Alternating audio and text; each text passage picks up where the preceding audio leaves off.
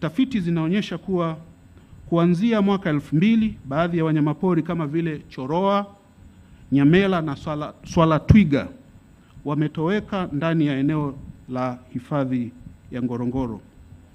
Wanyamapori wengine kama vile nyumbu wakazi, resident wild beast, wamepungua kutoka katika kasoko ya Ngorongoro.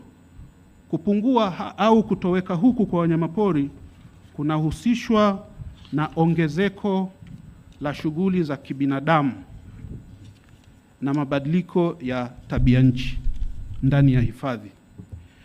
Changamoto ya 5 ni migongano kati ya wanyamapori na binadamu, yani human wildlife conflicts, ambapo takwimu zinaonyesha kuwa wastani wa watu 7 wamekuwa wakiuawa na wanyamapori kila mwaka kuanzia mwaka 2015 hadi mwaka jana 2025, na kufanya jumla ya watu waliouawa kufikia 77. Pia watu 274 wamejeruhiwa na pia mifugo 1450 imeuawa na wanyamapori katika hiki kipindi nilichokitaja.